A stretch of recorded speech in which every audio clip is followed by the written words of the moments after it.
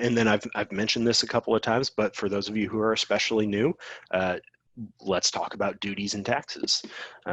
Duties and taxes is a general phrase. It could include several different things, but generally the things that it includes most often are the duties, which is a tariff, which you pay on a percentage of the value of the goods that you're bringing in.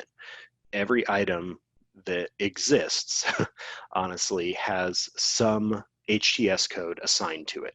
And that HTS code is a 10-digit number, and that determines whether you pay no duties on it when it comes in, because some things are duty free. It determines whether you pay 5%, 10%. I believe the highest I've seen is 32% without adding any Section 301 tariffs.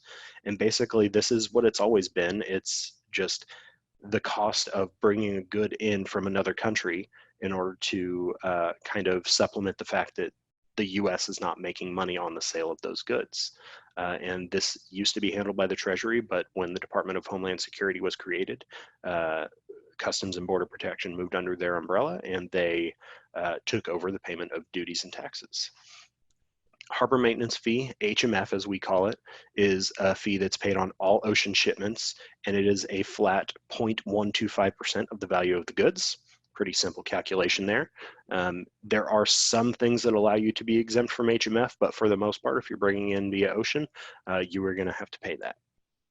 Merchandise processing fee is payable on just about every shipment unless you are bringing something in under a free trade agreement such as USMCA, Korea Free Trade, Japan Free Trade, something like that.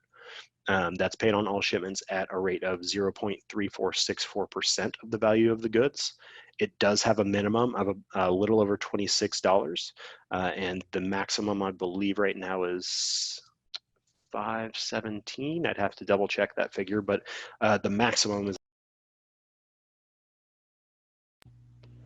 So there are other taxes and fees. Cotton fee is something that's taxed on items made from cotton with some specific regulations. Excise tax on things like alcohol, obviously. Those are just a couple other things that you might see if you're bringing in items like that. So one of CBP's secondary functions beyond border security is proper collection and assessment of funds on imports, because that is, obviously everything's a business to some extent, and that's one of the ways that the country makes money is putting taxes on goods that are imported from other countries.